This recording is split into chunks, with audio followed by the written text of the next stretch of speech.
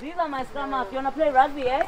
You want to play rugby? You want to be scrummy? You don't like rugby? Say you want to play rugby. Hi guys, my name is Zinhle Ndawonde. I'm a rugby player and I'm also a professional firefighter.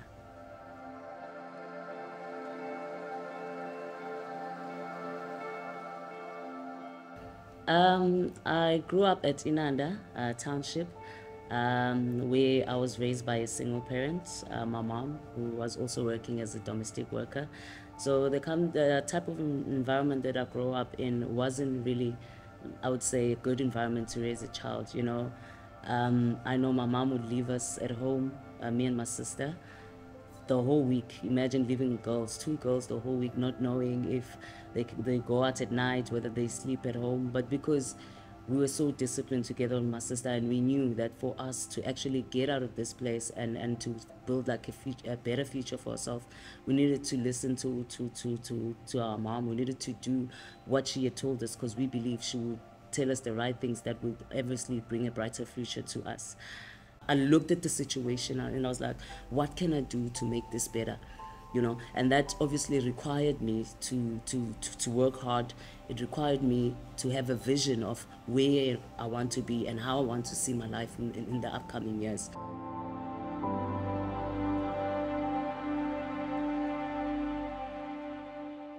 Initially, I would play soccer with the boys around the areas at Inanda. But when I got to high school, I was introduced to touch rugby. The first year when I was there, it was touch rugby. Then from there, they introduced the actual contact sport. To tell you, from the moment I was taught rugby, catching the ball, tackling someone, being able to be in that particular environment, I told myself, this is me.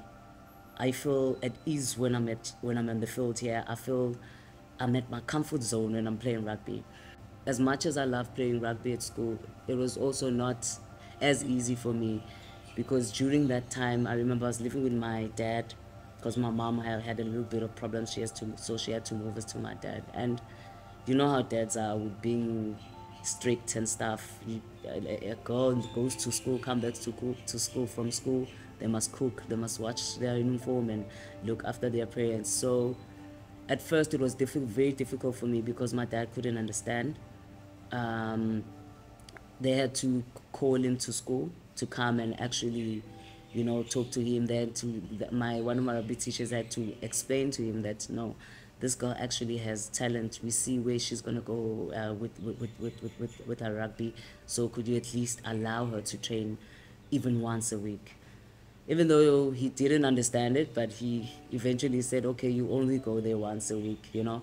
And I knew with that I had to make the most out of it, you know, with the little opportunities I get, the tournaments that I had to work hard. I really had to not prove to my dad as well that I'm good enough, but I had to make a statement to say, I love this is what I want to do, and I want to go far from it. But your mind yet is still not settled there, because you're just a kid, you're still enjoying life. As much as you know that this can actually pull you through from the situations that you have, or give you another life that can help you become a better person. But you mainly focus on being yourself, playing rugby, working to what you want to achieve, and hoping that eventually it show off. So I played a lot of games at my school, and as well as provincial games. But once I go to the Sharks, then I experience a lot of different system from the Sharks, as well as getting into the Springboks as well. I realized that it's simply different stages that one goes through, and from there you have to adapt to each and every stage that you go through. So after high school, obviously to be selected in the provincial team, you had to join a club, because that's where the coaches actually get to see the talent that they have in the province. So there were so many clubs, but I decided to join the Jaguars Rugby Club. I won't tell you why I decided Jaguars, but I just felt that it was going to be the right club for me. So this is where everything started, especially after high school, because that's where I spent my time a lot in terms of training, you know, and trying to get fit. Even when I got to the Springbok, I also was using this field more often to actually get more fitness from the ground. After workout, I'd usually come here at Jaguars and just bring cones, you know, and just work on my fitness. That would be after 6 when I'm really tired, but it was part of the plan. It was part of the plan of, it was part of getting to where I wanted, and how I wanted to reach my goals. The games that we've played here against the Rovers teams, finals, it has just been a life-changing journey. Also having new girls that are coming in, and they've come in and be like, we just want to join rugby because we know Zinhle plays for Jaguars, so we want to be in the Jaguars rugby club. And that's how we've had some of our players, and yeah, it has been amazing. I love this club. It has been the best club ever.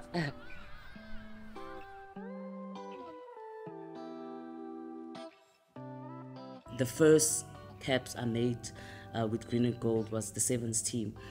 I got there and I thought life was just, you know, I'm here now, this is life, everything's just gonna go well, but oh boy, everything just going the other way.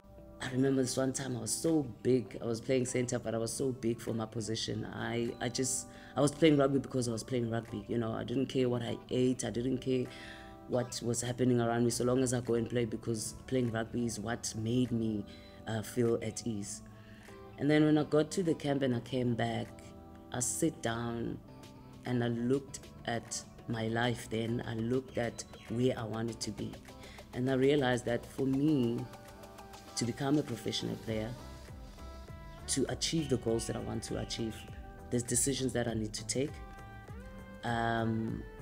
There's friends that I need to remove.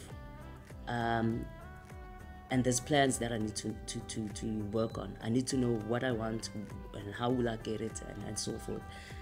And that's when I started focusing on myself. This thing called diet was one of the things that we as women really, you know, they always say that salads don't win scrums, but yeah, those days I needed the salads. You know, I went into a whole year of just focusing on me, you know, eating right, putting those extra sessions, working not only when I'm on the field, but coming early to practice to make sure that I work on the things that I know that are not good in me, I don't have. For example, like fitness, I was out, so I had to come in early at training and do my fitness sessions. Even when I'm at work, I know that, okay, this specific time, this is my duty, I do 1, 2, and 3, but the hour, 2 hours that I get free, I get inside the gym, I get inside, I get into the road at work, I use the tires, whatever that I have, you know, to make sure that I up my fitness levels. The next call, they saw me playing provincial team and they said, now she's ready. I was then called back again, and it was one of the good years. 2018, you know, especially with the sevens, I could call up for the sevens team. We went to the World Cup in San Francisco. I was called to the 15 side as well, where I was part of the squad. We qualified when we played Africa Cup, and we qualified for the World Cup. So for me, having to sit down and decide for myself and make decisions that, listen, this is the situation that I'm facing now. I have a problem at home, but I'm also not ready to play rugby. But what can I do? Like what opportunities can I create for myself? Personally, at once I thought it was impossible, but then I fought through those impossibilities. I fought through those barriers that, you know, I thought could block me from being where I am and being the person that I am. The best part and the best thing that has ever happened to me was not allowing the situation that was at home to discourage me or to think that person was who I was, but to take that situation to remind me every time I work hard, every time when I'm in a crisis or situations come and I feel like I want to give up. When I'm at camp, I feel like I want to give up and I'm running. I feel like this is hard for me. But then I sit down and I close my eyes a bit and I think, why am I doing it? Well, where do I want to be? You know, and it's that moment of just putting that situation in my shoulders, but not to put me down, but for me, it strengthened me because it gave me hope. Every time I saw that life was hard for me, I looked back and I was like, my mom didn't give up. She was living, she was working as a domestic worker with 2 kids. She literally would come with her pay slip and show us, this is what I have. and now we need to work our way through in terms of finding out what is important and what is not important. I didn't have a reason to say I cannot work hard after what she had done for us.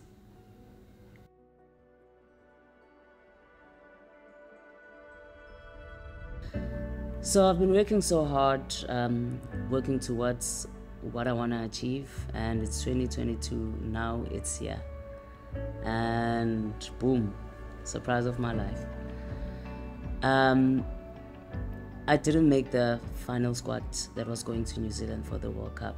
That was quite a heartbreaker for me, because from a very, very young age, one thing I told myself is that I definitely want to be part of the 15s World Cup. That would mean so much.